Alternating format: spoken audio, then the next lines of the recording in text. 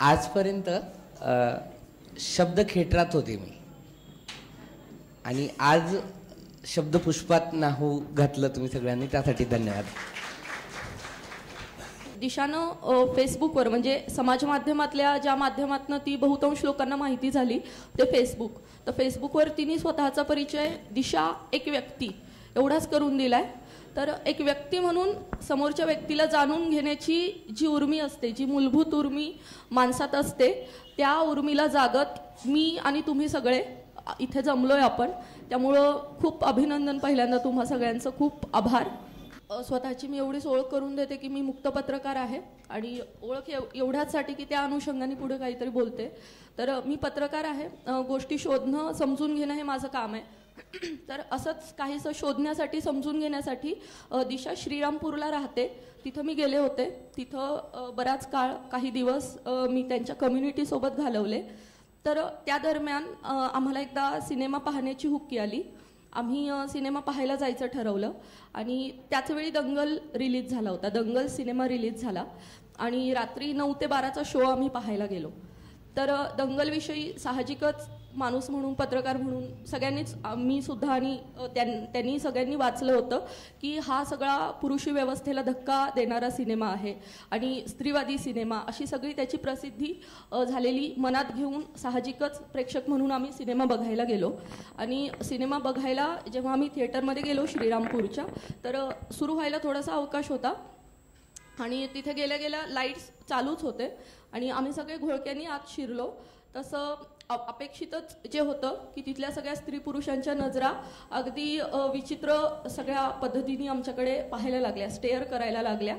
तर ते सगळं झालं. मग आम्ही बसून घेतलं आणि थोड्या वेळाने सिनेमा सुरू झाला. मग लाईट्स ऑफ झाले आणि ते सगळं कथानक सुरू झालं की ज्यात खूप पुरुषी क्षेत्रात असणाऱ्या कुस्तीमध्ये तिथं सगळं त्या कुस्तीत सगळ्या पुरुषीपणाला धोबी पछाड देत त्या कशा कुस्तीपटू बनतात आणि आमिर खानचे डायलॉग्स की मेरी बेटिया क्या बेटो से कम है के, आणि त्याला पडणाऱ्या टाळ्या शिट्ट्या सगळ्या प्रेक्षकांच्या, ते सगळं आम्ही सुद्धा प्रेक्षक म्हणून अनुभवत होतो. आणि मग इंटरवल झाली आणि इंटरवलच्या दरम्यान पुन्हा लाईट्स लागले आणि पडद्यावरच्या त्या सगळ्या पुरुषी व्यवस्थेला जेव्हा आमिर खान आव्हान देत होता त्यावेळी टाळ्या शिट्ट्या मारणारे प्रेक्षक, ज्यात पुरुष आणि स्त्रिया दोघे सुद्धा होते. मग ते इंटरवलमध्ये लाईट्स लागल्यावर लगेच या तृतीयपंथी, थर्ड जेंडर म्हणवल्या गेलेल्यांकडे त्याच पुरुषी नजरेने पुन्हा पाहायला लागले. त्यात स्त्रियाही होत्या, पुरुषही होती, लहान मुलंही होती, प्रौढ तरुण असे सगळेच होते. आणि मग इंटरवलमध्ये आम्ही बाथरूमला गेलो. पुन्हा तिथे तेच की स्त्री आणि पुरुष असे दोन वर्ग. स्त्रियांच्या बाथरूममध्ये माझ्यासोबत या सगळ्या दोघी जणी मध्ये आल्या आणि आल्याल्या तिथली स्त्री सुद्धा अगदी भयानक पद्धतीने रिॲक्ट झाली की अरे हे काय. म्हणजे तिथं सुद्धा पुन्हा जायचं कुठं हा स्त्रियांपुढचा प्रश्न जितका तीव्र आहे त्याच्या कित्येक पटीने तो प्रश्न यांच्यासाठी पुन्हा तीव्र झाला की आम्ही जायचं कुठं.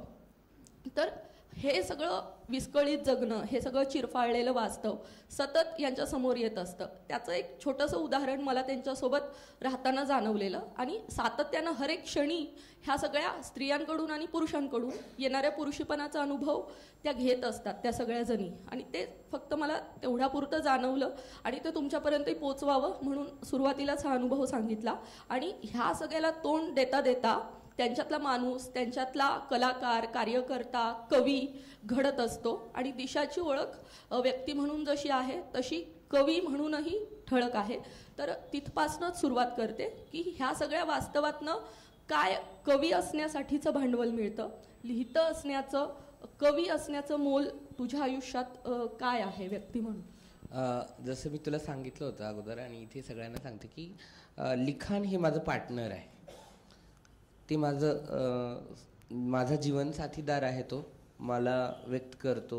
वेळ आल्यानंतर खांदा टेकवण्याचं जे ठिकाण आहे ते शब्द आहेत.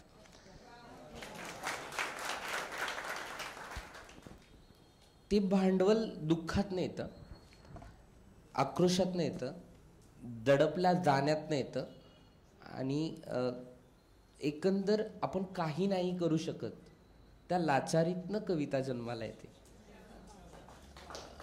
माझी कविता असं मला वाटतं. हेच माझ्या लेखनाचं आजपर्यंत, म्हणजे आता मागच्या 2 महिन्यामध्ये मी काहीच लिहिलेलं नाही. खूप चांगला काळ चाललाय ना म्हणून. ओके. तर याला जोडून अजून एक की फेसबुकवर स्वतःची ओळख तिने एक व्यक्ती लिहिली आहे आणि फेसबुकवर जेव्हा मार्क झुकरबर्ग तुम्ही काय करता, तुमचं प्रोफेशन काय, असं उत्तर मागतो, तर तिने पण त्याला अगदी थेट उत्तर दिलंय की मी बाजारात मागते. तिची ती ओळख आहे, तिची ती उपजीविका आहे. मंगती करणं हा जो त्यांच्या समाजातल्या उपजीविकांपैकी एक उपजीविका आहे, तर ती ते करते. आणि फेसबुकलाही काहीतरी एक सांस्कृतिक सामाजिक धक्का देणारं कदाचित ते उत्तर आहे. तर हे सगळं तिचं करणं हे कमालीचं आतून बाहेरून तुम्हाला दमवणारं असतं, थकवणारं असतं. त्याचाही एक त्रयस्थपणे अनुभव मी तिच्यासोबत घेतला, फक्त एक प्रत्यक्षदर्शी म्हणून अर्थात. तर त्या सगळ्या दमवण्यातून, त्या सगळ्या थकवण्यातून लिहिण्यासारखी क्रिया जी लोक म्हणतात की ज्याला निवांतपणा लागतो, शारीरिक, मानसिक, भावनिक, तर तो मिळत नसताना सतत हे सगळं समोर येत असताना होरपळवणारं तू लिहिण्यासाठीचा तो एक निवांतपणा ज्याला म्हणतात तो कसा काढतेस, किंवा तो मिळत नसेल तर मग ह्या सगळ्या प्रोसेसमधनंच तू तुझं लिहिणं कसं सुरू ठेवतेस? मुळात काय माहिती का, निवांतपणा हा माझ्या आयुष्यात नाही आहे. मी जे काही लिखाण करते किंवा जे काही झालेलं माझं लिखाण आहे ती माझ्या घरात नाही लिहिलेलं. ते प्रवास करताना बसमध्ये किंवा कुठेतरी मी प्रवास करते, आता दुसरं काहीच करणं शक्य नाही आहे, त्यावेळेस ते करते, लिहून ठेवते. बऱ्याच वेळा काय असतं की ज्या काही कविता आलेल्या आहेत माझ्या, की जे काही मी लिहिलेलं आहे हे कसल्या तरी चिडीतनं किंवा कसल्या तरी याच्यातनं आलेलं, की बऱ्याच वेळा मी ते रेकॉर्ड करून ठेवते की आता हे सुचलंय मला, मग मी ते रेकॉर्ड करून ठेवते आणि नंतर त्याचं शब्दांकन लिहून घेते. ते त्यात मग काही दुरुस्त्या पण करता येतात. बाजारांना गेलं, आपल्यासमोर काहीतरी चुकीचं घडतंय हे मी पाहते की शेतकरी एवढ्या कष्टानं माल आणतो आणि माझ्यासमोर तो गाईसमोर म्हशीसमोर ओतून निघून जातो. तो म्हणते 2 रुपयाला जोडी, तरी समोरची बाई म्हणते असं काय करताय, 5च्या 3 द्या, 4 द्या. म्हणजे ते जे आहे ते बार्गेनिंग आणि एकंदर ते सगळं काही दिसतं आणि ते मला टोचतं. तरीही मला त्या शेतकऱ्याकडे 5 रुपये मागावे लागतात. ती जी माझी लाचारी आहे ती कुठे काढणार मी? मग ती घरी येताना त्या बसच्या प्रवासात त्या निघते लेखणीतनं. आणि त्याच्यासाठी हीच माझी वही, पेन, डायरी सगळं हे काय आहे. मला पेनने खूप कमी लिहिलेलं आहे मी याच्यातच लिहिते आणि याच्यातच वेळ काढते. मी प्रवासात जो काही रोज, म्हणजे मी नगर जिल्ह्यातले राजूर, कोतुळ, अकोले असे लांब लांबचे बाजार असते. रोज 4 ते 5 तासाचा माझा प्रवास आहे. तोच काळ माझा लेखनाला मिळतो. त्याच काळामध्ये मी काय आहे ते लिहिते आणि ते लगेच वहीने लिहिलेलं साहित्य माझं आतापर्यंत कितीतरी कचऱ्यात गेलेलं आहे. ते सांभाळून ठेवता येत नाही घरामध्ये, त्याचं हे नसल्यामुळे. मोबाईल असल्यामुळे लगेच FB ला अपलोड केलं म्हणजे सुरक्षित. तो फॉर्म्युला मिळाल्यामुळं बहुतांश हे लिखाण माझं प्रवासात जन्माला आलेलं आहे. तर इव्हन बाजारामध्ये जेव्हा तू सगळीकडे फिरत असतेस तर तिथं लोकांशी खूप उत्स्फूर्त संवाद तू वेळोवेळी साधत असतेस. म्हणजे त्यातलं एक छोटंसंच उदाहरण, आता ती जास्त स्वतःच्या तोंडून स्वतःच्या स्किल्सविषयी बोलणार नाही त्यामुळे मला सांगायचं मोह आवरत नाही, की बाजारात एका बाईनी, म्हणजे मागतीला जेव्हा ते जातात तर म्हणजे पैसे सगळे मागण्यासाठी, तर तिथं एक बाई तिला म्हणाली की थांब, काढते की ग पैसे, तुला कुठं घाई आहे का, संसार करायचा आहे का तुला घरी जाऊन.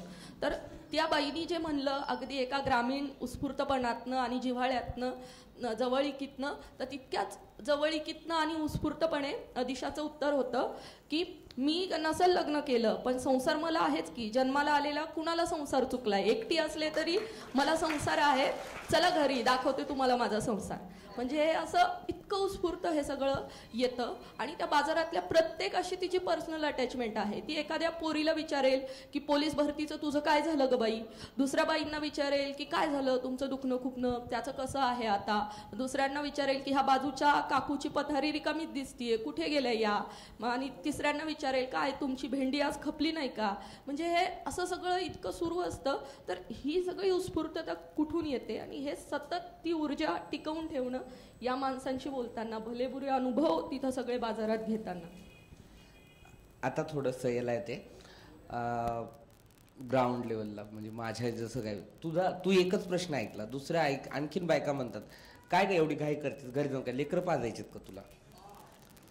तर माझी रिॲक्शन अशी असते का लेकरं पाजायचं म्हणजेच काय सगळं काही का. जे बाईचं असणं जे काय आहे मार्क केलं जातं की हा घरी जाऊन काय लेकरं पाजणं ही काही खूप मोठं काम नाही आहे, तेच करावं अशातलाही काही भाग नाही. अशा बरेचशा अनुभव येतात. आणि घरच्यांनी लाथाडल्यामुळं जे काय रक्ताची जी काही नाते असतात त्यांनी लाथाडल्यामुळं मला एक खूप मोठं हे मिळालं की खूप मोठे साधू संत वगैरे सांगतात वसुदेव कुटुंबकम किंवा हे विश्वची माझे घर, तसं ते बाजार माझं घर आहे.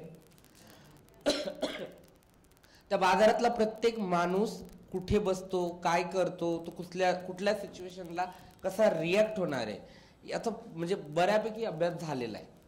तो आज टेन्शनमध्ये दिसतोय म्हणजे नेमकं त्याचं बॅकग्राऊंडला काय प्रॉब्लेम आहे, त्याच्या काय काय काय चुकलंय, काय नेमकं काय झालंय तुझं आज.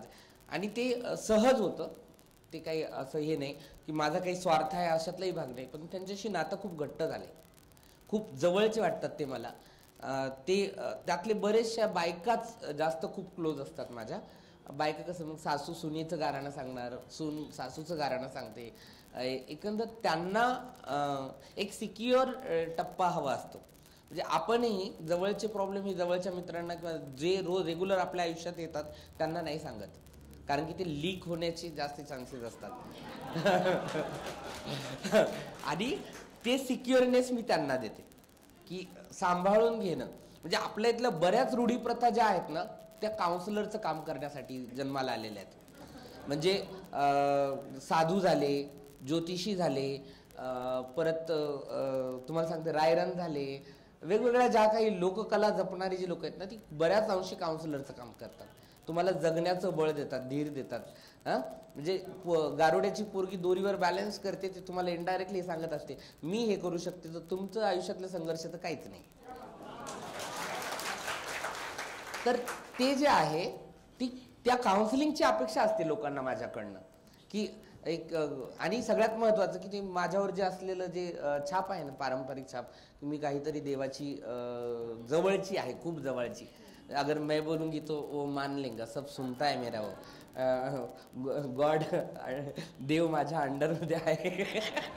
मी सांगते ते करतो. त्याच्यामुळं मग बायकांचं कसं असतं, तू प्लीज माझ्यासाठी प्रार्थना करणार, माझ्यासाठी जर असं. आणि मग मी म्हणते हो होऊन जाईल, तर त्यात अर्धा आत्मविश्वास वाढून जातो की नाही हिने आशीर्वाद दिले म्हणजे आपलं काम होणार.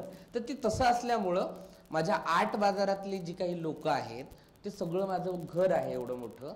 आणि त्या सगळ्यांशी माझं 1 to 1 रिलेशन आहे, नाते. दाजी भाऊजी ते तर तू पाहिलेलं. तसंच म्हणजे प्रत्येकाशी काही ना काही चेष्टेच. म्हणजे अगदी माझा परिचय सुद्धा आहे तिथे, मी त्या 4ची ते तेवढ्या कॅरेक्टर पुरता आहे आणि आम्ही ते जगतो. त्यातनं त्यालाही त्याच्या कामातनं थोडंसं रिलॅक्सनेस मिळतो आणि मलाही थोडंसं की आपण काहीतरी कामाला आलो असं आहे. तर त्या हिशोबाने ते माझं घर आहे.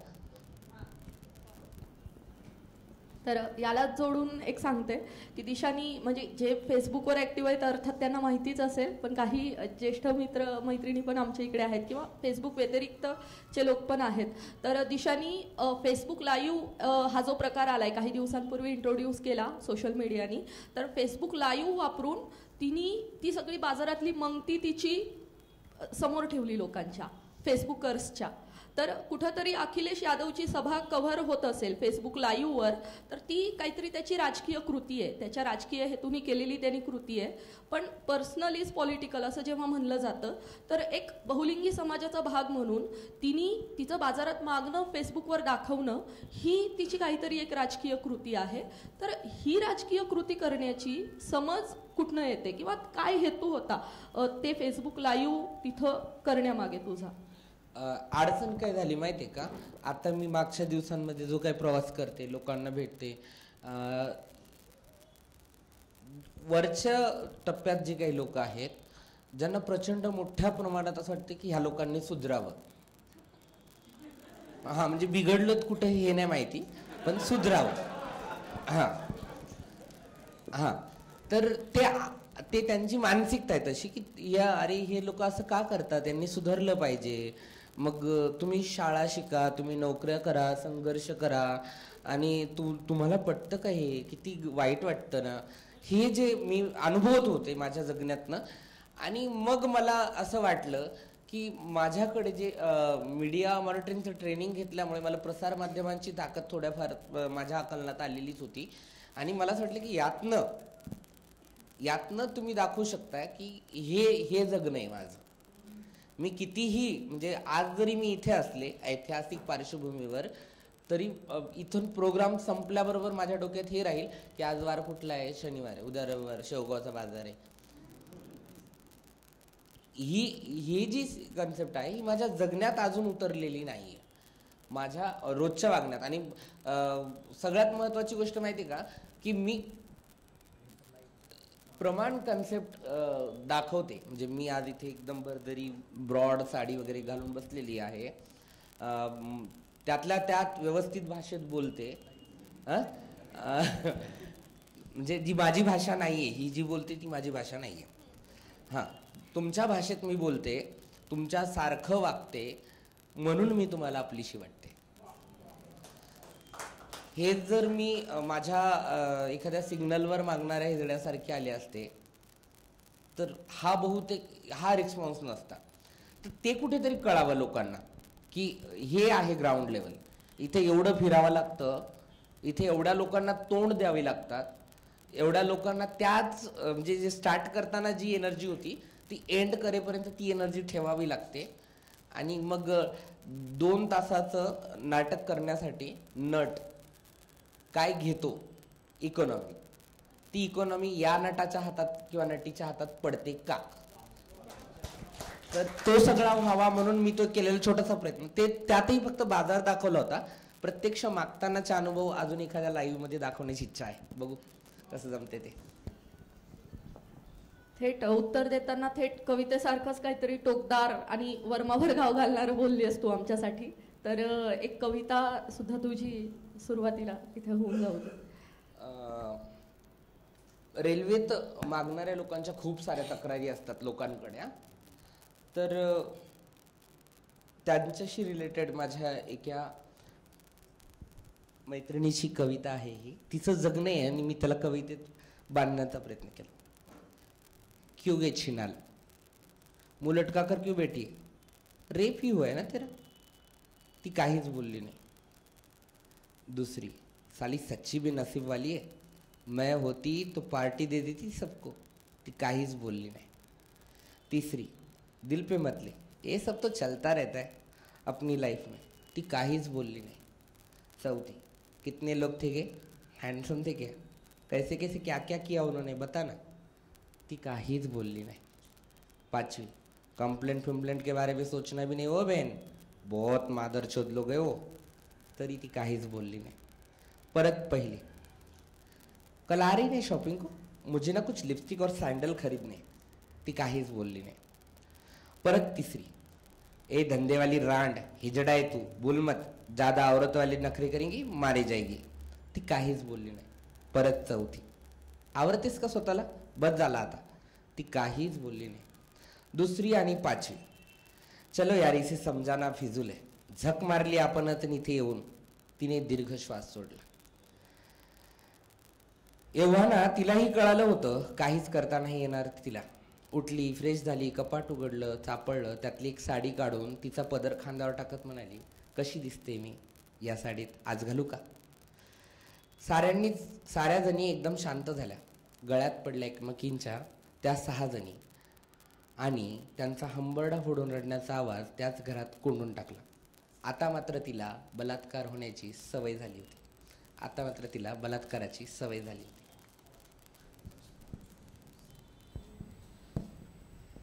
म्हणजे आपल्यासाठी जी कविता आहे ते तिच्यासाठीचं ते प्रत्यक्ष जगणं आहे. त्यामुळं कदाचित वाचताना ती इतक्या थंडपणे वाचत जाते आणि शब्दांइतकाच तो थंडपणा, तो तटस्थपणाही आपल्या अंगावर येतो. तर इथं कवितेत एक तुझ्या फ्रेज होती, औरतवाले नखरे मत कर. तर तू एकदा बोलता बोलता म्हणाली होतीस की जिथं स्त्रीला स्त्री असण्याच्या चौकटीत बांधलं जातं आणि पुरुषाला पुरुष असण्याच्या, म्हणजे आपल्या समाजात, आणि त्या 2 चौकटींमुळे आमच्यासाठीचे प्रश्न, आमच्या चौकटीसाठीचे प्रश्न जास्त बिकट होत जातात, टिपिकली प्रेझेंट केल्यामुळे स्त्रीला आणि पुरुषाला. तर त्याच्याविषयी थोडंसं सांग. स्त्री पुरुषाच्या ज्या कन्सेप्ट आहेत ना माझ्या ह्याच्यामध्ये मला असं वाटतं की मला जो काही त्रास होतोय ना तो मला त्रास नाही मुळात, माझ्या बाईसारख्या असण्याला त्रास येतो. मी जर बहुतेक पुरुषासारखी असते तर मला एवढा त्रास झाला नसता. मुळातच पुरुषी असणं आपल्या इकडे खूप सन्मानाचं मानलं जातं. म्हणजे बाईनी जर फेटा वगैरे बांधला ना आणि त्याच्यावर नथ वगैरे घातली, काय मर्दानी दिसते. ते खूप स्वाभिमानाचं आणि खूप असं छाती चवडी करून सांगायचं हे आहे ते. पण जेव्हा एखादा मुलगा पंजाबी ड्रेस घालतो तर ते बाईसारखं आहे म्हणून ते हिणवलं जातं. आपण कितीही समानतेच्या वगैरे गप्पा मारल्या ना तर मुळात स्त्री आणि पुरुष ही कन्सेप्ट आपण जी बनवलेली आहे ना, म्हणजे जन्म देणारं शरीर म्हणजे बाई आणि लिंग असलेलं शरीर म्हणजे पुरुष. जेव्हा आपण ह्या कन्सेप्ट पासून परत त्या शरीरापर्यंत नाही येत की हा ठीक आहे लिंग असलेलं शरीर आहे, योनी असलेलं शरीर आहे, मग आता त्यांनी सांगावं की ते काय आहे, इथपर्यंत येत नाहीत तोपर्यंत आपला प्रवास हा चालूच राहणार आहे असाच. बाई असल्याच्या फक्त पॅकिंग बदलते. बाई आधुनिक किती केली जातीये पुरुषाच्या सवडीने, एकंदर त्याच्या गरजेनुसार बाईला आधुनिक केलं जाते. म्हणजे नवरा जर ग्रॅज्युएशन झालेला असेल तर पोरगी 12वी पास पाहिजे, मुलाचं जर PhD झालेलं असेल तर पोरगी MA BA झालेली पाहिजे, आणि किंवा मग डॉक्टर असेल तर डॉक्टर, मास्तर असेल तर मास्तर. पण पोराचं 10वी फेल आहे आणि पोरगी PhD शिकते हे फक्त सिरियल मध्ये होतं आजकाल. त्यातही हे बिंबवलं जातं की तू PhD करत असशील तरी तू बाई आहेस आणि तू तुझ्या बाई असण्याची भूमिका बजावली पाहिजे. म्हणजे तिच्याशी जे ममत्व, तिचं ते महान देवित्व आणि तिचं ते त्याग, समर्पण आणि शील सदाचार, ह्या गोष्टी ज्या तिला चिपकवण्यात आलेल्या आहेत ह्या तिला सुधरू देणार नाही. अगोदर त्या झटकणं गरजेचं आहे. हां, आणि तिथून सुरुवात होईल मेल फिमेल इक्वालिटीची.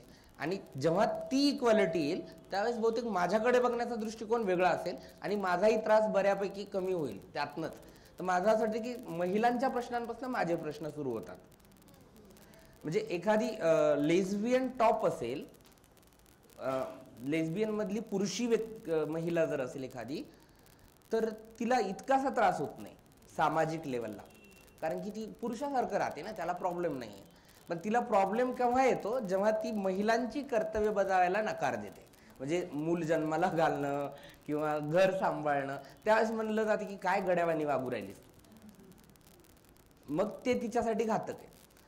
हे खूप याला सौम्य म्हणजे खूप सॉफ्टली काम करते हे तुमच्या सगळ्यात याच्यामध्ये, की आपण कितीही प्रतिकात्मक किंवा कितीही समांतर बदलाच्या गोष्टी घडवल्या तरी मूळ गाभा बदलत नाही. मूळ गाभ्यात मात्र ते चिटकवलेलंच आहे. माझ्या काही मैत्रिणी चळवळीतल्या आहेत, त्या म्हणतात की चळवळीतला पुरुषही पुरुषच असतो आणि त्याचा लढा स्वतःशी चालूच असतो, पण आपल्यालाही त्याच्याशी लढावं लागतं. तर तो संघर्ष माझ्या पातळीवरही आहे, सगळ्यांच्याच पातळीवर आहे. आणि जो काही आपल्या पितृसत्ता आणि योनिसूचितेने जो काही संस्कार केलाय, जो काही आपल्या नेणिवांपर्यंत पोहोचलेला आहे, जो आपल्या DNA च्या कोपऱ्यांमध्ये पोहोचून बसलेला आहे, तो काढून संपवणं, त्याचा खून करणं थोडं अवघड आहे. पण अशक्य असं काही नाही. ट्राय करू, मरेल एखाद दिवशी कधीतरी. तर स्त्री पुरुषांचा विषय निघालाच आहे. तर सहजीवन म्हणजे जन्माला आलेल्या प्रत्येकाला, मानव प्राणी सगळ्यांना कुठल्या ना कुठल्या स्वरूपाच्या सहजीवनाची ओढ असतेच. तर ह्या सहजीवनाकडे किंवा सहजीवनाची अपरिहार्यता म्हणून गरजेपोटी म्हणून जन्माला आलेल्या विवाह संस्थेकडे तू कसं पाहतेस? म्हणजे ती विवाह संस्था नॉन ट्रान्सजेंडर लोकातली असेल किंवा ट्रान्सजेंडर लोकांचं एक सहजीवन असेल, तर या नॉन ट्रान्सजेंडर लोकांच्या विवाह संस्थेतले काय दोष तुला दिसतात त्रयस्थपणे तू जेव्हा पाहतेस स्त्री पुरुषांच्या जगण्याकडे, आणि तुम्हा लोकांच्याही अपारंपरिक असलेल्या सहजीवनाविषयी थोडंसं सांग. सांगेल मी तुला की म्हणजे मी जेवढं काही ऐकलंय वेगवेगळ्या लोकांना, म्हणजे मी मुळातच मला अक्षराची पहिली ओळख, मी 7वी पर्यंत शाळेत गेले पण कधीच शाळा शिकले नाही. मी शाळा सोडल्यानंतर मला पहिलं अक्षर शिकवणारा हा कॉम्रेड होता. झोपडपट्टीत येऊन माझ्या घरात येऊन मला शिकवणारा हा कॉम्रेड होता. त्याच्यामुळं मला महिलांविषयीची जी बेसिक नॉलेज होतं ते मिळत गेलं आणि त्यातनं मी माझी मतं आणि मतांतर बनवत गेली. की शेतीचा शोध बायकांनी लावला, वस्त्रांचा शोध बायकांनी लावला, हत्याराचा शोध बायकांनी लावला, पाककलेचा शोध बायकांनी लावला. आणि मग त्यातनं जसे जसे म्हणजे गर्भधारणा झाली आणि मग बायका शिकारीला जाणं शक्य नव्हतं, मग त्या घरात राहायला लागल्या. किंवा जी काही टोळी बनवण्यासाठी मुलं पाहिजेत, म्हणजे पुरुषाकडे ती हे सत्ता आल्यामुळं पुरुष जन्माला घालण्यासाठी बायकांचा वापर व्हायला लागला. आणि मग चालू झालं ही माझी बाई ही तुझी बाई, किंवा ह्या आमच्या बायका ह्या तुमच्या बायका. आणि त्यातनं कुटुंब व्यवस्था जन्माला आली. कुळ वगैरे लग्न व्यवस्थेची सुरुवातच तशी आहे. म्हणजे मी ऐकलेल्या कल्पनेनुसार की मुक्त असलेली एक स्त्री तिच्या 4-5 मुलांनंतर कुठल्या तरी कुणाच्या तरी प्रेमात पडते आणि ती त्यातनं मुक्त होते. आणि तिच्या मुलाला त्याचा त्रास होतो की आपली आई आपल्याला अशी अचानक सोडून कशी जाऊ शकते. आणि म्हणून त्यानं त्या कुटुंब व्यवस्थेची निर्मिती केली. ते की माझी बाई किंवा माझी आई किंवा माझी बहीण किंवा माझ्या बायका, माझ्या समाजाच्या बायका ह्या इतर समाजाने इतर टोळ्यांनी उपभोगू नये, यातनं कुटुंब व्यवस्था जन्माला आली. त्याचं प्रमुख कारणच हे होतं स्त्रीदास्य. तिला घरात बंद करणं, तिच्या सदाचार नावाच्या खाली, शीलत्वाच्या नावाखाली तिला बंदिस्त करण्यासाठी हे कठोर आहे. म्हणजे जनावरांच्या बाबतीत पाहिलं तर कळपात एक गाय असते आणि त्यांचं लग्न वगैरे होत नाही, पातिव्रत्य वगैरे काही नाही. ते लहान जे आई जन्म देते आणि तोच नंतर त्या आईशी संबंध ठेवतो. ही प्राणी नॅचरल, म्हणजे आपण जर डार्विन पाहिलं तर ही तत्व आहेत. तर तसं माणसातही होतं आणि ते बंदिस्त करण्याचं काम ह्या सगळ्या गोष्टींनी केले कुटुंब व्यवस्थेने. मग त्यातनं बायकांना नथ हवी, जोडवे हवेत, मंगळसूत्र हवे. हे जे मी घातलंय ना, हे मी बंधन म्हणून नाही घातले, आवड म्हणून घातले. बरोबर, बायकांवर ते लादलं जातं, ते घाल म्हणजे तू अशी. आणि मग त्यातनं बरंच पारिवारिक मालकी कोणाकडे आहे, तिची स्टेटस काय आहे, ह्या सगळ्या गोष्टी त्यातनं कळतात. कुटुंब व्यवस्था ही मला असं वाटतं की विवाह संस्थाच ही मुळामध्ये शोषण व्यवस्था आहे. शोषणासाठीच ती जन्माला आलेली आहे. आणि आत्ता टीव्हीवर एक सिरियल चालू आहे बघ, शक्ती नावाचं सिरियल. त्याच्यामध्ये सौम्या दाखवलेली, बिचारा नवरा खूप प्रेम करतो आणि ती त्याच्या भविष्यासाठी किंवा तिला मूल होणार नाही याच्यासाठी त्याला खूप सारा अन्याय सहन करते ती. आणि मग तरी पण चहा नेते, नाश्ता देते, सगळ्यांचा गुड वाईफ अँड गुड सून, चांगली सून, चांगली बायको, सगळं ते कॅरेक्टर प्ले करते ती. त्यातनंही हे हॅमर होते बघा. आता आम्हाला काही शिकवलं चाललंय, थर्ड जी ही कम्युनिटी याच्यात येऊ पाहते ना, आता लग्नाचे अधिकार वगैरे मागायला सुरू झाले आमचे लोक. पण मुळात ते का मागावेत हा वेगळा प्रश्न आहे. पण जे मागतायत त्यांना पण सांगितलं जाते जर यायचं असेल तर हे असं यावं लागेल, प्रोटोकॉल्स पाळावे, डोक्यावर पदर घेऊन यावं लागेल, कमरेला खोचून आलं तर आम्ही एक्सेप्ट करणार नाहीत. आणि ते करायलाच नाही पाहिजे. मुळात एक व्यवस्था झुगारून तुम्ही जेव्हा स्वतःचं अस्तित्व स्वीकारलंय, स्वतःचं असणं स्वीकारलंय, तर परत कुणाची तरी दासी होण्यात काय इंटरेस्ट आहे. म्हणजे माझ्या खूप काही कविता अशा आहेत की मला सुरुवातीच्या काळामध्ये आई व्हावंसं वाटायचं, बाई व्हावंसं वाटायचं, पत्नी व्हावंसं वाटायचं, की त्यांना कामाला जावं आणि मी डब्बा बनवून द्यावा आणि संध्याकाळी येताना त्यांना मोगऱ्याचा गजरा आणि एक डेअरी मिल्क चॉकलेट किंवा सोनचाफ्याची फुलं आणावीत माझ्या डोक्यात माळण्यासाठी. अशी स्वप्न होती माझी. पण आज मी त्याचा प्रवास केलाय मी पुढे. मला असं वाटतं की त्यात बांधून राहण्यात आणि तसे आदर्श उभा करण्यात काय अर्थ आहे? काय अर्थ आहे? काही अर्थ नाही. त्यातनंही मी माझ्या पिढ्यांना गुलाम बनवण्याची सिस्टीम तयार करून जाईल गेले तर ते नकोय. म्हणून मी कुटुंब व्यवस्था आणि एकंदर विवाह संस्था आणि शोषण पद्धती, शासन व्यवस्था, लष्कराचं जे काही तंत्र आहे, लष्करी व्यवस्था, या सगळ्यांना एका माळेचे मणी म्हणून पाहते. आणि ते माणसाला माणूस म्हणण्याच्या व्याख्येत ते या सगळ्या व्याख्या येत नाहीत. इथपर्यंत मी आत्ता सध्या पोहोचलेली, अजून प्रवास चालू आहे. तर समाजाच्या मुख्य प्रवाहातनं जेव्हा तुम्हाला वगळलं जातं, तुम्हाला नाकारण्याचे मेसेजेस दिले जातात, जेव्हा तुम्हाला एका टप्प्यावर जाणीव होते की स्त्री आणि पुरुष या नैसर्गिक आयडेंटिटी पलीकडची एक नैसर्गिक आयडेंटिटी आपली आहे आणि ती असण्यातही काही गैर नाही, ही पण एक प्रचिती येते, एनलाइटनमेंट होतं. तर त्यानंतर मग काहीतरी एक सामाजिक कम्फर्ट झोन अर्थात माणूस म्हणून हवा असतो. तर तू म्हणल्याप्रमाणे गुरु शिष्य परंपरा आणि ज्याला तू प्रतिकुटुंब व्यवस्था म्हणतेस आणि इव्हन त्याची सुद्धा खूप तटस्थपणे चिकित्सा करते ती त्या प्रतिकुटुंब व्यवस्थेची, गुरु शिष्य परंपरेतनं कम्युनिटीत राहण्यातनं जे येतं त्या सगळ्याचे गुणदोष पण ती खुलेपणाने मांडते. तर ह्या गुरु शिष्य परंपरेविषयी थोडंसं सांग आणि अजून एक त्याला जोडून की ह्या फक्त वगळले जाण्यातनं ती गुरु शिष्य परंपरा आपलीशी करावी वाटते का ह्या सोशल इमोशनल सिक्युरिटी व्यतिरिक्त सुद्धा काही कारणं आहेत या कम्युनिटीत दाखल होण्यामागं, गुरु शिष्य परंपरेत दाखल होण्यामागं, का सामाजिक रेटाच खूप असतो? काय तुला वाटतं? सामाजिक रेटा म्हणजे परत मुळात जावं लागणार की मला प्रतिकुटुंब व्यवस्था स्थापन करावीशी का वाटली,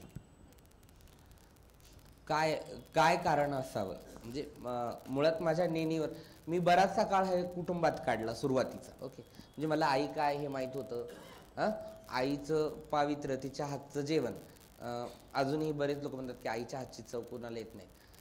ते जे काही होतं मी ते पाळलेलं होतं, पाहिलेलं होतं, ते माझ्या आतमध्ये कुठेतरी ते हे झालेलं होतं आणि असं सगळ्यांच्या झालेलं आहे ते.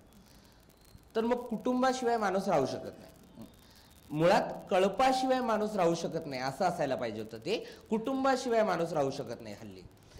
तर त्यातनं ही गरज भासते. प्रत्येकाला असं वाटत नाही की आपले जन्मदाते सोडून जावेत किंवा एकंदर आपले ज्या मित्रांमध्ये आपण वाढलो ते सोडून जावेत. पण मला असं वाटत नाही की म्हणजे झालं ते चूक आहे, फॅमिलीने एक्सेप्ट करायला पाहिजे, स्वीकारलं पाहिजे आणि त्यातनं परिवार सोडावाला न लागणं ही खूप पॉझिटिव्ह गोष्ट आहे. म्हणजे काही दुर्मिळ केसेस अशाही आहेत. अशा दुर्मिळ केसेस आहेत. जसे सत्यमेव जयतेमध्ये आलेलं होतं की मागे लक्ष्मीनारायण त्रिपाठी त्यांच्या घरी राहतात, बरेचसे लोक त्या आपापल्या घरी राहतात. तर पुण्यातही असे बरेचसे उदाहरणं आहेत की जे स्वतःच्या आई वडिलांसोबत राहतात. तर हे खूप पॉझिटिव्ह आहे. पण याचा अर्थ गुरु शिष्य परंपरा निगेटिव्ह आहे असा नाही होत. ही जी व्यवस्था आहे कशातनं जन्माला आली याचा अभ्यास करणं, इतिहास पाहणं, कुठून आली ती. मोगलांनी जेव्हा इथं आल्यानंतर जेव्हा सुफी संतांमध्ये आमची सामील केलं आम्हाला, जेव्हा आयकर विभागामध्ये त्यांच्या आयकर विभागात आम्ही आयकर ऑफिसर्स होतो, त्यांच्या राण्यांच्या महलांमध्ये जे काही आम्ही कर्मचारी म्हणून काम केली किंवा त्यांच्या सल्लागारांमध्ये आमचे लोक होते किंवा जी मोगल कालीनमध्ये जी मुखनवीस होते. आता हा मुखनवीस आणि हिजडा प्रकार वेगळा वेगळा जरी असला तरी तो सारखा वाटतो म्हणून मित्र परिवार आहे. म्हणजे डाव्या विचारसरणी ते बरेचसे गटतट आहेत पण ते मित्र पक्ष आहेत. तसं हिजडा आणि मुखनवीस हे दोन वेगळे प्रकार आहेत. जोगता वेगळा प्रकार आहे, आराधी वेगळा प्रकार आहे, त्यातले वेगवेगळे प्रकार आहेत. पण हे सगळेजण मित्रपक्ष आहेत आणि म्हणून यांनी एक संघटन बनवलं ज्याला वेगवेगळ्या म्हणजे मोगल कालातनं जे काय आले होते मुखनवीस, ते मोगलाई कल्चर घेऊन आले. इथे राहणारे हिंदू कल्चरचे जे होते ते लोक, सुफीमिझममधनं काही जे लोक होते ते लोक, आणि एकंदर कुटुंब व्यवस्थेची गरज. म्हणजे मुळात मला बाईसारखं जगायचंय तर मग मला असं वाटणार की मला सासू हवी, मला नणंद हवी. बाई म्हणून त्या माझ्यावर हॅमर केलेल्या गोष्टी आहेत ना की बाईला हे सगळं पाहिजे, दीर हवेत, नंदा हव्यात. मग ते सगळं मिळवण्यासाठी मग आम्ही आमच्यातच नाती बनवायला चालू केली. मग आमचा गुरु हा आमची सासूची भूमिका आयुष्यभर पार पाडतो. पण ज्यावेळेस तो मरतो त्यावेळेस आमच्या बांगड्या फुटतात, आमचं मंगळसूत्र तुटतं, आमचे जोडवे उतरले जातात आणि आम्ही विधवा होतो 40 दिवसासाठी. त्याच्यानंतर आम्ही लगेच दुसरा गुरु करू शकतो. तर म्हणजे ती एका प्रकारे तो नवरा पण आहे आमचा. तो शारीरिक पातळीवर जरी नसला तरी मानसिक पातळीवर सासरचं जे नातं आहे, मेन पॉवर ज्या लोकांच्या हाताखाली नांदावंच वाटतं आपल्याला, ते सासू आणि नवरा ह्या दोन भूमिका ते वेळोवेळी आलटून पालटून जगत असतात. म्हणजे सासूसारखं भाजीविषयी पण बोलणार, आणि नवऱ्यासारखं एवढ्या रात्री बाहेर का गेलतीस हे पण विचारणार. ते फॅमिली जी कन्सेप्ट आहे ती जशाल तशी त्याच्यात आली. बरं, मोगलकालीन शासन व्यवस्थेचे जे काही रूल्स होते ना, की मोगलाई कल्चरचं जो काही ढाचा होता तोही त्यात मिक्स झाला. म्हणजे मला एकंदर असं सांगावंच वाटेल की मोगलकालीन शासन व्यवस्था, कुटुंब व्यवस्था आणि विवाह संस्था या सगळ्यांचं ते कॉकटेल आहे आणि ती गुरुशिष्य परंपरा बनलेली आहे. तर त्यात जशा काय कुटुंबामध्ये ज्या काही पॉझिटिव्ह निगेटिव्ह गोष्टी असतात, म्हणजे आज देशाच्या एवढ्या वर्षाच्या संघर्षानंतर स्त्री पुरुष समानता अजूनही तितकी पाहिजे तितकी नाही. आजही चौकात बायका जाळल्या जातात, आजही हुंड्यासाठी बायका जाळल्या जातात, आजही सेक्शुअल सॅटिस्फॅक्शनसाठी बायका बोलू शकत नाहीत. तिथे आमच्या याचा प्रश्न मांडणं हे म्हणजे अजून खूप पुढचा टप्पा गाठायचा आपल्याला. तर जर माझी गुरुशिष्य परंपरा म्हणजे खूप लोक जे काही लिखाण मी वाचले हिजड्यांविषयी जे काही लिहिलेलं आहे ते असं वरच्या टोकाला उभं राहून कुठेतरी खाली हे दिसते हे असं लिहिलेलं आहे. म्हणून मला लिहावं असं वाटलं की नाही, हे असं नाहीये, इथं येऊन बघा, हे यात खूप काही चांगलं पण आहे. तर ती गुरुशिष्य परंपरा जर वाईट आहे, शोषण व्यवस्था जर आहे, ती जर एकंदर तुमच्या सगळ्या याला अधिकारांना मारणारी जर आहे, तर मग तुमची कुटुंब व्यवस्था पण तीच काम करते. आणि जर तुम्हाला असं वाटतं की गुरुशिष्य परंपरा म्हणजे काही नामांकित लेखकांनी त्याच्यावर लिहिले की गुरुशिष्य परंपरा संपली त्यांचं शोषण थांबेल म्हणून, मला त्याच्यावर असं म्हणावं वाटतं की मग मी पण अप्लाय करते की माझ्या बहिणींचं ना कुटुंब व्यवस्थेमुळे खूप शोषण होतं, तर तुम्ही विवाह संस्था बंद करा आणि मी त्याच्यासाठी फाईल सबमिट करेन. तर हे असं माझा दृष्टिकोन हा आहे. म्हणजे ती नेहमी म्हणत असते अनेकांचं नाव घेऊन, कधी नाव न घेता, की आपण व्यवस्थेच्या बाहेर जाऊन व्यवस्थेची चिकित्सा करणं खूप सोपं आहे, पण त्या वर्तुळात राहून त्या वर्तुळातल्या लोकांना बदलण्यासाठी त्या परिघाच्या सगळ्या मर्यादा समजून घेऊन तिथं राहणं, म्हणजे ती उपजीविकेसाठी बाजारात मागत असणं, म्हणजे तिला इतर अनेक पर्याय उपलब्ध सहज होतीलही कदाचित, पण ते न स्वीकारता मागत असणं, कम्युनिटीतच राहणं. तर हे सगळं स्वीकारण्यामागं खूप ब्रॉड तिची भूमिका आहे की यातनं काही एक प्रबोधनाची, परिवर्तनाची, बदलाची भाषा मी करू शकेन. कम्युनिटीच्या बाहेर जाऊन बंडखोरी, विद्रोह करणारे अनेक लोक आहेत, ते आदरणीयही आहेत, पण त्यांच्यापेक्षा हा मार्ग स्वीकारणं मला रास्त वाटतं. असं एक खूप जणू काही बुद्धानं सांगितलेला मध्यम मार्ग स्वीकारून ती हे सगळं जगत असते, हे सगळं करत असते. तर तू बोललीस संसाराच्या सगळ्या आशा आकांक्षाविषयीची ती कविता, तर आमच्यासाठी ती कविता तू सादर कर असं वाटतं. हे जे तू बोललीस ना त्याला धरून मी एक बोलू इच्छिते की कम्युनिटी सोडणं ही कितपत योग्य आहे आणि ते का करावं हेच मला कळत नाही. आज माझ्या एवढ्या ओळखी झाल्यात, मला कुठेही नॉर्मली छोटासा काहीतरी रोजगार मिळेल, बरोबर, पण मग मी 8 तास काम केल्यानंतर हे काम करणार आहे का? ही एक व्यवस्थेची सिस्टीम आहे की जेव्हा तुम्ही बोलायला लागता त्यावेळेस तुम्हाला खुर्ची दिली जाते, मग तुमचा सगळा वेळ ती खुर्चीचा बॅलन्स सांभाळण्यातच जातो, तुम्ही तुमचं परिवर्तनाची वाट विसरून जाता.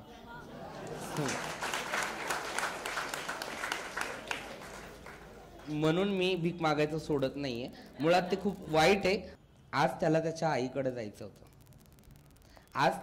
आईकडे जायचं होतं म्हणून सकाळीच लवकर उठून तिने आंघोळ केली, आईंना आवडते म्हणून रात्रीच पुरवण्याची सारी तयारी करून ठेवली होती. त्याचा आणि आईचा डब्बा, त्याच्या आंघोळीचं पाणी, कपडे, बॅग, रुमाल आणि घड्याळ सारं काही आवरलं. तोही उठला, पटापट सारं आवरलं आणि निघाला. तरी तिची धडधड चालूच. सारं काही व्यवस्थित घेतलंच ना, इकडे तिकडे वेळ वाया घालू नको, सरळ घरी जा, जास्त वेळ झाला तर पोळ्या शिळ्या होतील. काळजी घे आईची आणि तिच्या सोबत राहा, किराणा, लाईट बिल सारं पहा, असं म्हणत तिने त्याच्या गालावर ओठ टेकले. खूप दिवस चालली होती ही आंधळी कोशिंबीर. आईला तो सांगायचा कामासाठी बाहेर राहतो म्हणून. शनिवार रविवार आईकडे, बाकीचे दिवस अर्धा संसार चालायचा. कुठपर्यंत चालणार हे आणि आपले पाय कुणीकडे चालले, ती हाच विचार करत होती. इतक्यात दार वाजले. दारात एक बाई होती, तिने पाहताच ओळखलं त्याची आई होती. ती बाई घरात आली आणि घर न्याहाळत होती. ती मात्र गोंधळून गेली. फोन हातात घेतला, त्याला फोन लावणार इतक्यात आई म्हणाली, तुझ्याशीच बोलायचं आहे, म्हणून तर शनिवारी आले. तिचा डाव संपला हे तिने जाणले. डोळ्यात आलेले पाणी काठावर थांबले. पुरणपोळी छान करतेस आणि संसारही घरावरून दिसते तुझ्या, पण एवढ्याने जोडीदार होऊ शकतेस तू, सून नाही. त्यासाठी बाईच असावं लागतं, जी तू नाही आहेस. बाईसारखं दिसणं आणि बाई असणं वेगळं असतं. तू काय आहेस ते ओळख स्वतःला आणि सोड बाई माझ्या पोराला. पाया पडते मी तुझ्या, म्हातारपणाला आधार मिळू दे, माझ्या पण मांडीवर नातवंड खेळू दे. काय सांगायचं आम्ही लोकांना, आमची सून बाई नाही म्हणून? हसतील ना सगळे. निघून गेली त्याची आई प्रश्नांची पुस्तिका पुढ्यात टाकून. तिला काही सुचत नव्हते. तिला तो हवा होता, पण आईपासून वेगळा करून नाही तर आईसोबत. तिने संसाराला कुलूप लावलं आणि निघाली स्वतःसारख्या लोकांमध्ये मिसळायला. टाळी वाजवायची विसरले होते हात तिचे संसार खेळायच्या नादात. आज तिला ते परत आठवले.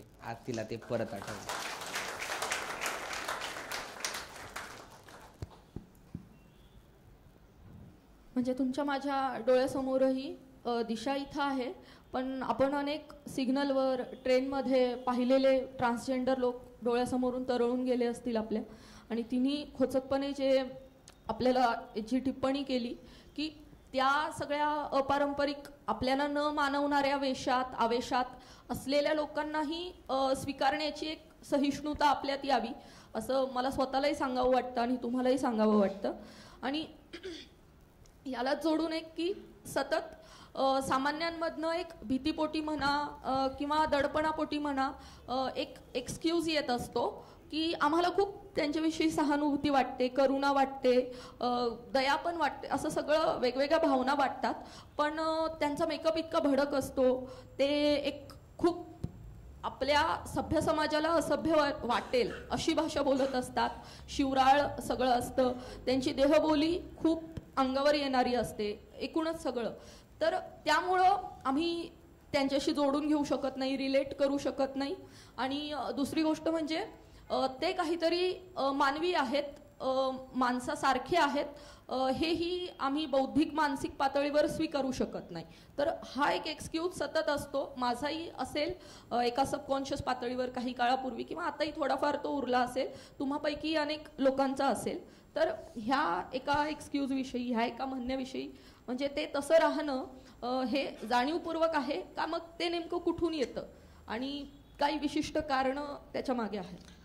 मुळात ना आपल्याला जजमेंटल राहायची सवय लागली. आपण ठरवून टाकतो बघितल्याबरोबर की हा असं दिसतं म्हणजे पुरुष आहे, हे असं दिसतं म्हणजे बाई आहे, हे असं दिसतं म्हणजे हिदड आहे, हे असं दिसतं म्हणजे असं आहे. तर त्यातनं हे सगळं येतं की मुळात पहिला म्हणजे मला असं वाटतं की ही जी कम्युनिटी आहे ही सगळ्यात पहिली विद्रोही कम्युनिटी आहे की जिने तुमची कन्सेप्ट लाथाडल्या. सगळ्यात पहिले की तुम्ही सांगितलं पॅन्ट शर्ट घाला, त्यांनी साडी घातली. तुम्ही सांगितलं करतो म्हणा, ती म्हणली करते. तुम्ही सांगितलं की हे सगळे दागिने बायकांचे आहेत बरं का, ते म्हणे नाही मला आवडतात मी घालणार. तुम्ही सांगितलं की ही तुझी लैंगिक ओळख आहे, पुरुषासारखं राहा. ती म्हणली की नाही माझी लैंगिक ओळख ही आहे.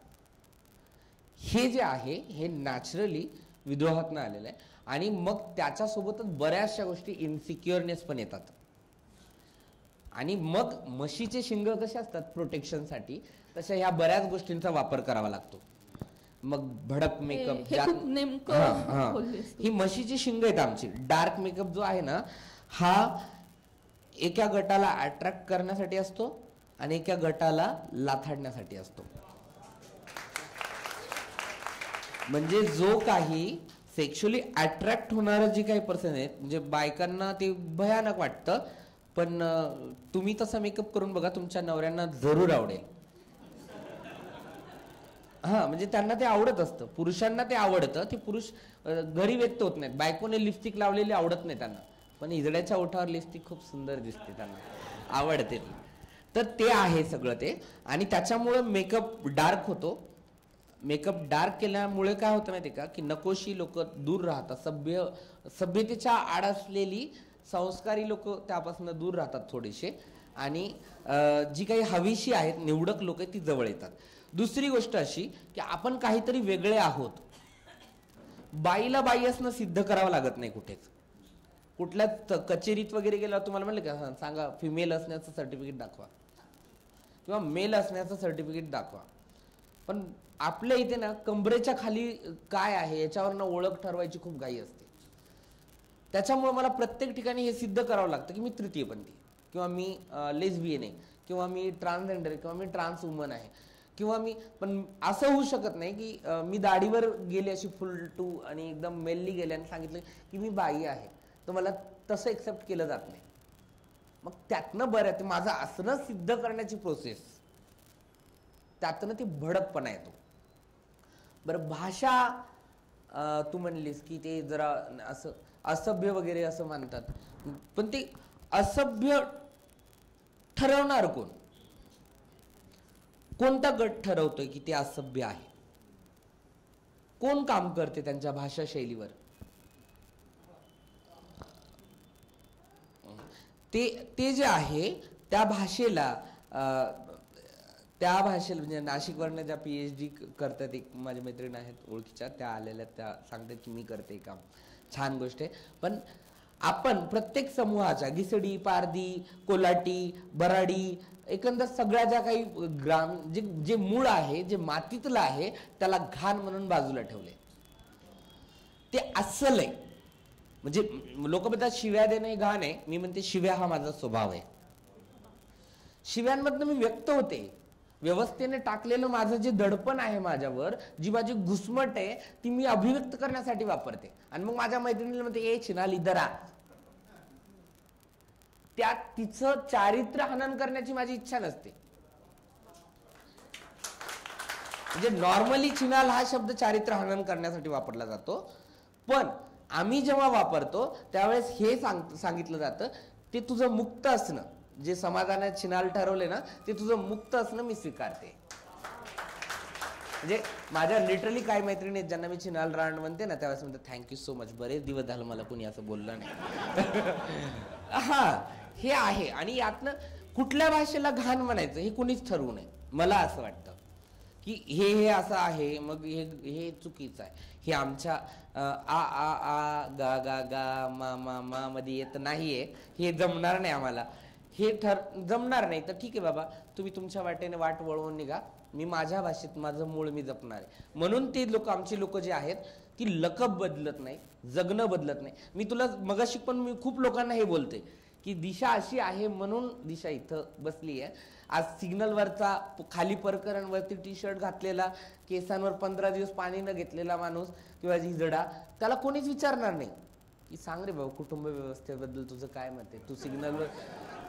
म्हणजे खरं म्हणजे माझ्याही पेक्षा आता जर माझा प्रवास पुढचा झालाय, त्याच्यामुळे मी बहुतेक ते रिलेटेड करून नाही सांगू शकणार कुटुंब व्यवस्था काय. पण किंवा मला माझं बॅकग्राऊंड छान मिळालं, माझा गुरु, माझा आई बाप, सासू सासरा जे काय भूमिका बजावतात त्याच्यामधनं मी खूप मोठी होत चालली आहे. आणि जगणं माझं हे होतं. पण ज्यांचे तिथेही प्रेम भेटत नाही, त्यांना त्या व्यवस्थेतही प्रेम भेटत नाही, ते लोक खरं सांगू शकतील की कुटुंब व्यवस्था काय आहे. त्यांना जाऊन विचारलं पाहिजे असं मला वाटतं. म्हणजे खरं तर साहित्य परिषदेच्या वास्तूत आपण आहोत, आणि आत्ताच माधवीताईंनी सुद्धा वास्तूची महती आपल्याला सांगितली आहे. आणि आपापला काळ आपापल्या लेखनानं, दमदार ताकदीच्या लेखनानं गाजवलेल्या सगळ्या थोरा मोठ्या साहित्यिकांचे फोटो इथं आहेत. आणि आज हा काळ आपली ओळख घेऊन जगताना दिशाला तिची भाषा, तिचं जगणं आणि तिच्या सगळ्या गोष्टी ज्या प्रकारे समोर आणाव्याशा वाटतात, ज्या प्रकारे व्यक्त कराव्याशा वाटतात, त्या ती करणं, म्हणजेच कदाचित आजचा काळ घेऊन, आजच्या काळाचा रिलेव्हन्स घेऊन ही सगळी सामाजिक सांस्कृतिक जी काही पालखी आहे ती पुढे घेऊन जाणं असेल असं मला वाटतं. आजच्या काळाची, आजच्या तिच्या ओळखीची गरज म्हणून ती भाषा हवी तशी वापरणं, वाकवणं, वळवणं आणि त्यातनं भाषिक विद्रोह करणं, सांस्कृतिक सामाजिक विद्रोह करणं, हे सगळं ती करते. आणि नेहमी ती ह्याविषयी सुद्धा बोलत असते की ती आणि तो या सगळ्या जेंडरच्या संघर्षात, क्लॅशमध्ये अडकलेली भाषा, आणि त्यावेळी ते म्हणवणाऱ्यांसाठी म्हणजे स्त्रीलिंगी भाषा, पुल्लिंगी भाषा आणि नपुसकलिंगी म्हणवणाऱ्यांसाठीची भाषा कुठं आहे? म्हणजे कमला भसींसारख्या स्त्रीवादी विचारवंत त्या भाषेला डिजेंडर करण्याविषयी नेहमी बोलत असतात, किंवा अनेक इंग्रजी वृत्तपत्रांमधनं सुद्धा आता ॲक्ट्रेस, ॲक्टर असं वापरण्याऐवजी फक्त ॲक्टर वापरतात. डिरेक्टरला डिरेक्टरच म्हणतात. Journalist is a journalist, not a female or male journalist, किंवा अनेक अशा गोष्टी. प्रोड्युसर, इंजिनियर, डॉक्टर, आपण त्यांना डॉक्टरच म्हणतो. मेल, फिमेल, जिथं रिलेव्हन्स असेल तिथं म्हणू कदाचित की फिमेल डॉक्टरला धक्काबुक्की झाली. पण इतर वेळी सतत अभिनेत्री, संपादिका, लेखिका, कवयित्री असं करत त्यांचं कर्तृत्व ठळक करण्याऐवजी कर्तृत्वासोबत त्यांचं लिंग सुद्धा ठळक करत राहणं हे गरजेचं नाही असं वेळोवेळी दिशा म्हणत असते. तर त्या सगळ्या भाषेला डिजेंडर करण्याविषयी सांग. म्हणजे बघा, मेल, फिमेल, ऑदर्स किंवा स्त्री, पुरुष, तृतीयपंथी, म्हणजे आकडा तिथे दिलाय तृतीयपंथी, तिसरा. कन्सेप्टमध्ये काय येणार? पुरुष, बाई आणि मग तृतीयपंथी. भाषा ठरवते तुमची लायकी काय. भाषा ठरवते की मुलांना पण सांगितलं जातं लहानपणापासून की बाई तू मुलगी आहेस असं बोल. तर हे डिजेंडर ॲक्ट किंवा जेंडरलेस बनवण्यासाठी खूप प्रयत्न करणं गरजेचं आहे. कारण की आजही आम्हाला उदाहरणं देण्यासाठी साहित्यात जर पाहिलंच तू, म्हणजे सुदाम राठोड सरांचं एक उदाहरण आहे बघ, की रांडव झालेल्या मराठी भाषेला नामदेव ढसाळांनी आयव केलं. एक वाक्य. आता मी माझ्या पातळी, माझा साहित्यिक अभ्यास काही नाही, शून्य आहे. मी तुझ्या घराच्या कपाटात खूप मोठ्या मोठ्या लेखकांची पुस्तकं पाहिली आहेत. तर मला काय म्हणायचं माहिती का, की जेव्हा तुम्ही सांगता की आयव असणं चांगलं आहे, त्याच इक्वालिटीला तुम्ही सांगतात की रांडव असणं कसं वाईट आहे. ते जे आहे, आपल्या इथले खूप सारे महापुरुष जे आहेत, जे जननेता म्हणून किंवा लोकनेते म्हणून मिरवतात, ते भाषणांमध्ये असं हे हिजड्यांच्या अवलादी, ह्या हिजड्यांच्या अवलादी, षड संस्कृती. षड असणं वाईट आहे का? तो एक दोष आहे शरीरातला, नाही जन्माला घालू शकत. बाकी सगळं तर चांगलं आहे ना. पण तुम्ही त्याला उपहासात्मक वापरता, शिवी देण्यासाठी वापरतात हे षड. तेव्हा काय होतं, जो खरा षड असतो ना त्याला त्याचं वाईट, जगणं वाईट वाटतं. हिजड्याची अवलाद असणं काय वाईट आहे? मी एखादं मूल दत्तक घेतलं तर त्याला तुम्ही तेच म्हणणार ना, हिजड्याची अवलाद. ते तितकंच नॉर्मल असेल, त्याचा शिवी म्हणून वापर करण्याची काय गरज आहे? किंवा महिलांशी रिलेटेड जे काही प्रश्न असतील किंवा जेंडरशी रिलेटेड जे काही प्रश्न असतील, हे असे वापरण्यात आलेले आहेत भाषेमध्ये. आणि त्याला कव्हर करण्यासाठी आपण उदाहरणं किंवा दुसरी भाषा तयार करू शकत नाहीत. आपल्याकडे एवढे लोक आहेत, पण डिजेंडर ॲक्ट करणारी भाषा अजूनही जन्माला घालू शकत नाही आहोत आपण. मला असं इथे बसताना असं वाटतं की जे लोक अभ्यासामध्ये खूप पुढे गेलेत त्यांनी एक पुस्तक असं लिहावं, त्याच्यातली पूर्ण कथा, ज्यात कुठेही जेंडर लीक होत नाही. त्यांनी सरळ लिहावं, योनी असलेलं शरीर, लिंग असलेलं शरीर किंवा एखादं अर्भक बाळ असं लिहावं, ज्यातनं एक समांतर भाषा जन्माला येईल. स्टोरीची कन्सेप्टही कुठे हे होणार नाही, कुठे लिंगही दिसणार नाही. कथांमध्ये पण हॅमर केलं जातं ग बाईचं असणं, बाईचं दिसणं. प्रत्येक गोष्टी, जाहिरातींपासून, लिखाणापासून, प्रत्येक गोष्टीवर तिथे असं वाटतं की सगळ्या विश्वाच्या प्रॉब्लेमची सुरुवात ही बाईच आहे. आणि मग तिचं असणं लई हॅमर केलं. सगळ्याच संस्कृतींमध्ये, भारतच नाही सगळीकडे तीच बोंब आहे. तर ते डिजेंडराइट करण्याचं काम ह्या शिकलेल्या लोकांनी, पुढे आलेल्या लोकांनी करावं. आणि मग त्यातनं मलाही शिकायला मिळावं अशी इच्छा आहे. मला वाटतं आता एक कविता तुझी ऐकव. बऱ्यापैकी आपण शेवटाकडे आलोय आणि अर्थात इथं सगळे खूप जाणते लोक आहेत, श्रोते आहेत, तर त्यांनाही काही एक संवादाची संधी तुझ्याशी इथं मिळाली पाहिजे. तेही सगळे अर्थात उत्सुक असतील. अच्छा.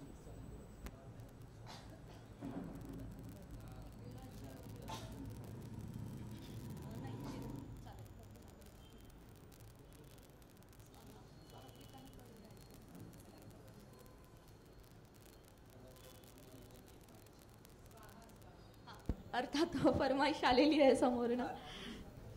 मुळात ना स्वाहा म्हणून म्हणून मला कंटाळा आलाय. काय होतं माहितीये का, कुठले तरी कवी आहेत, त्यांच्या बऱ्याच कविता खूप चांगल्या आहेत, पण ती त्यांच्या आई नावाच्या कवितेवरनं ओळखले जातात. हा, आणि मग ते कंटिन्यू तेच चालू होऊन जातं, गेले की आई आई आई आई पहिले आई, आणि तसं झालंय ते. कुठल्याही कार्यक्रमाला जा, स्वाहा स्वाहा स्वाहा स्वाहा, पहिले स्वाहा. ओके ओके, मी ऐकवते. मलाही आवडेल ती कविता ऐकवायला, कारण की ह्या एवढ्या पवित्र वास्तूवर एका कवितेत सगळे प्रॉब्लेम येणारी माझी ती एकमेव कविता आहे. म्हणजे अजून तरी याच्या पुढे अजून बाळणपण व्हायची बाकी आहेत माझी.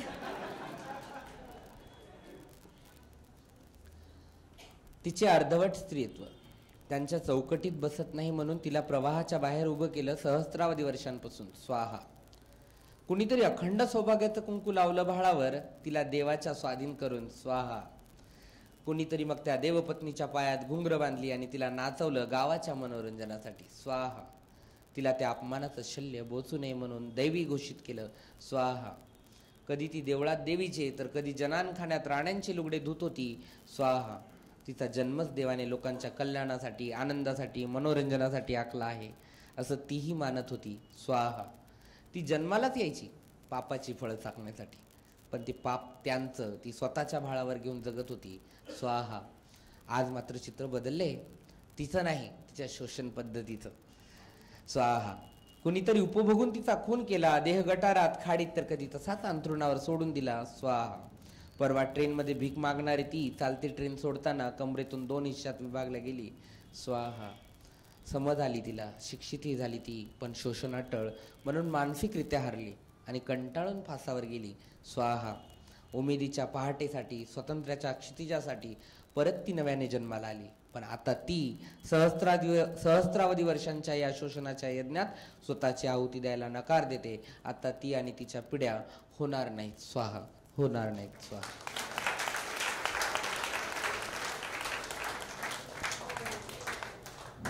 या आधी हतबल वाटलेल्या आणि नंतर खूप बंडखोर क्रांतिकारी झालेल्या स्वाहाचे प्रतिनिधी सगळे तुम्ही आम्ही व्हावं आणि त्या स्वाहाचा प्रतिध्वनी खूप काळासाठी येत्या काळात स्वतःच्या मनात टुमटू द्यावा आणि इतरांपर्यंतही तो पोचवावा. हेच मला वाटतं सफल होणं असेल या मुलाखतीचं. जास्त काही बोलण्याच्या अवस्थेत मी नाही आत्ता, तुम्ही नसाल, पण तुमचे काही प्रश्न असतील तर नक्की तुम्ही दिशाला विचारा आत्ता. आणि फक्त एक तिच्या माणूसपणाला, तिच्या ह्युमन असण्याला आणि त्या सगळ्याला धक्का न लावता तिला कम्फर्टेबल वाटणारेच प्रश्न तेवढे जाणकारीने आपण विचारा कृपया. वेगळ्या लेवलवर आपण ऐकलेली आहे, पण ती कवितांच्या 4 ओळी दिशा तुझ्यासाठी सादर करते. समिधाच सख्या यात कसा ओलावा, तुझ्या स्वाहाला जोडून आहेत या असं समज. समिधाच सख्या यात कसा ओलावा, कोठून फुला परिवा मकरंद मिळावा. जात्याच वृक्ष त्या एकच परी आकांक्षा, तव आंतर अग्नी क्षणभर तरी फुलवावा. तव आंतर अग्नी क्षणभर तरी फुलवावा.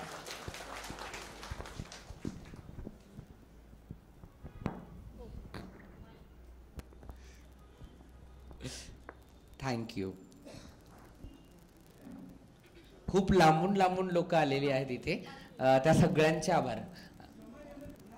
त्यांच्या संपर्कात आल्यानंतर तुम्ही लोक त्यांना त्यांच्यासारखे बनवता, त्यांच्यासारखे वागायला लावता, त्यांच्यासारखं करायला लावता. हा जो काही समज आहे हा कितपत सत्य आहे किंवा काय आहे, तुम्हाला काय अनुभव आहे त्याबाबत? 100% खोटं आहे. हां, आणि मला रिलेटिव्ह सांगावंसं वाटेल की असेल, मी आत्ता सांगितलं, मुखनवीस आणि हिजडा हा प्रकार वेगळा आहे. हिजडा हा प्रकार पैगंबरांशी रिलेटेड आहे, बुद्धाशी रिलेटेड आहे, त्यागाशी, समर्पणाशी आणि वैश्विक लेवलला नेणारा हा प्रकार आहे. तो आपण समजण्यात कुठेतरी कमी पडतोय. ही एक ॲप आहे त्या काळात डेव्हलप झालेली, पण तिला अपडेट करण्यात नाही आलं वेळेनुसार. आपण आपली ॲप 15 दिवसाला फेसबुक अपडेट करतो, पण ही जी ती ॲप आहे परमार्थाकडे नेणारी किंवा त्यागाकडे, बुद्धाच्या दुःखाच्या मुळाला नेणारी ही एक संस्कृती आहे जी अपडेट करण्यात आली नाही, त्यांचं भिकाऱ्यात रूपांतर करण्यात आलं. आणि त्यातनं बऱ्याचशा अशा अंधश्रद्धा आणि अफवा आहेत की आम्ही असं करतो, आम्ही तसं करतो, आम्ही तसं करतो, का की आम्ही सिस्टमच्या फायद्याचे नाही आहोत म्हणून मग आमच्याविषयीचे गैरसमज पसरवण्यात येतात. आम्ही कुटुंब व्यवस्थेचे काही भाग बनवू शकत नाही, मुलं जन्माला घालू शकत नाहीत, मग आम्हाला काय ठेवायचं, मग कचरा म्हणून गावाच्या बाहेर ठेवण्यासाठी ह्या अफवा पसरवण्यात येतात. आम्ही प्रवाहात येऊ नये याचा पुरेपूर बंदोबस्त या असल्या अफवांच्या मार्फत केला जातो. माझी प्रेरणा मी सांगितलं ना की कॉम्रेड माझ्या झोपडीत आला आणि मला शिकावंसं वाटलं. मुळात तो खूप दिसायला सुंदर होता. नाही, हे सत्य आहे. मी त्यातनं त्याच्याजवळ सोबत राहायला मिळतं म्हणून मी शिकत लागले. आणि मग कळायला लागलं, त्यानं मला बघण्याचा व्ह्यू दिला, एक चष्मा दिला घालायला की हा घाल. आणि त्याच्यानंतर मला दिसायला लागलं की माझ्या शेजारच्या झोपडीत बायकोला कोणतरी मारतं, 5,000 रुपयासाठी त्या भराड्याच्या म्हणजे बाईनी स्वतःची मुलगी कोणासोबत तरी पाठवून दिली, किंवा आजूबाजूला गारोडी मदारी 30-30, 40-40 वर्ष झालं हक्काच्या घरासाठी संघर्ष करतायत. ह्या सगळ्या गोष्टी आजूबाजूला घडत होते. आणि त्यात माझं स्वतःची आयडेंटिफाय जी आहे त्या सगळ्या गोष्टींच्या संघर्षांमधनं मी शिकत गेले, अपडेट होत गेले, कंटिन्यू शिकत गेले. आणि खूप उशिरा याच्यात आले मी, म्हणजे आत्ता या 4 वर्षात मी बोलायला लागले, 4-5 वर्षात. त्याच्या अगोदरचा जो काळ होता माझा अभ्यासाचाच चालू होता. बरीच वर्ष शांत होते, खूप ठिकाणी फिरणं, ऑब्झर्व करणं, शिकणं हे चालू होतं. माणसं भेटणं म्हणजेच पुस्तकं वाचणं, हे माझी एक व्याख्या आहे. तुम्ही जेव्हा मला भेटता आणि बोलता ना त्यावेळेस तुम्ही वाचलेल्या सगळ्या पुस्तकांचा अर्क मला देता. आणि त्यातनं मी शिकत गेले. म्हणजे मी जे आहे हे कित्येक तरी पुस्तकांचं हे संग्रह केलेलं रसग्रहण आहे असं मला म्हणता येईल. ओके. तुमचं नाव दिशा शेख उर्फ शब्दवेडी दिशा. दिशा वेगळा आणि शेख म्हणजे दिशा म्हणजे हिंदू वाटतं, शेख मुस्लिम वाटतं. म्हणजे हे कसं, आणि उर्फ शब्द 2 नावाच्या मध्ये वापरला जातो ना, तुकाराम उर्फ आबासाहेब, आणि उर्फच्या पुढं तुमचं आहे की दिशा शब्दवेडी, तर ते तुम्ही नाव म्हणून वापरता का काय? मुळात ना तू ठरवून टाकलंय शेख म्हणजे मुसलमान असं आहे. मी मुस्लिम आहे, माझा गुरु मुस्लिम आहे. आणि आपल्याकडे संस्कार असे आहेत की नवऱ्याचं नाव लावावं लागतं, तसं आम्ही आमच्या गुरूंचं नाव लावतो. माझ्या अगोदरच्या गुरुचं आडनाव केने होतं, मी काही दिवस केने लावलं. आत्ताच्या गुरुचं आडनाव शेख आहे, मी शेख लावते.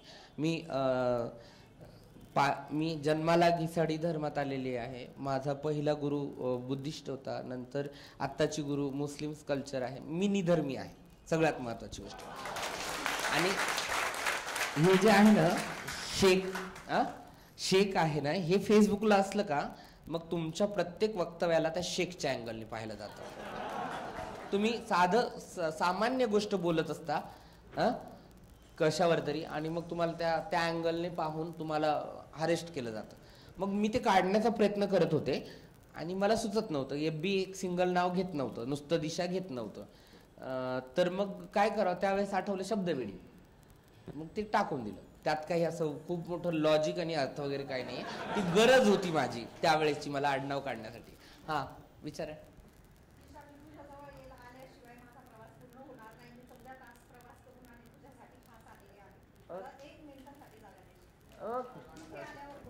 ओके.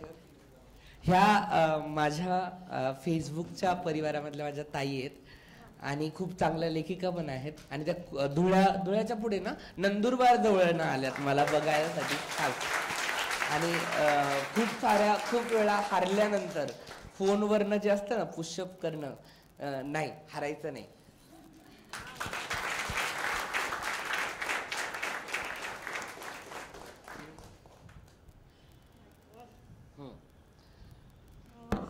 माझी फेसबुक फ्रेंडच आहे. माझे 7 पुस्तकं लिहून झाले. माझं पुस्तक दिशाजवळ पूर्ण होतं. आणि आधीपासून काय, आजच नाही, दिशा भेटल्यापासून नाही, आधीपासून मी जर रेल्वेचा प्रवास केला, म्हणजे दोंडाईचा माझं माहेर आणि सासर जळगावच्या पुढे गारखेडा, मी जर सासरी गेली आणि गाडीमध्ये रेल्वेमध्ये तृतीयपंथी आले तर मला का कुणाच ठाऊक त्यांचं खूप आकर्षण. मी हुन जवळ बोलून घ्यावं, आणि तू कुठं राहते ग ताई, तुम्ही कुठं राहता, आणि पैसे दिले की त्यांनी नका ना ताई तुम्ही, अगं घे घे घे असं आग्रहाने. आणि आत्ता तर वेडच लागलंय, जुळी कुणी भेटलं ना, दिशाला ओळखता का तुम्ही, माझी मैत्रीण आहे ती, माझी बहीण आहे ती, दिशाला ओळखता का तुम्ही, मग तिचा पत्ता वगैरे काय काय सांगावं. आणि मी जर ईश्वर असेल तर त्याला विनंती अशी करेल की मला जर पुढचा जन्म द्यायचा असेल तर तो तृतीय पंथाचाच दे. त्याचं कारण मी सांगते, त्याचं कारण सांगते. आज जगामध्ये पुरुषी संस्कृती विकृती इतकी वाईट आहे की एकटी स्त्री जगणं खूप कठीण आहे, खूप कठीण आहे. सेकंदाला ती लागणी परीक्षा द्यावी लागते. आणि त्यावेळेला मला दिशा आठवते आणि वाटतं की हे परमेश्वरा जर मला दिशा केलं असतं तर. थँक्यू.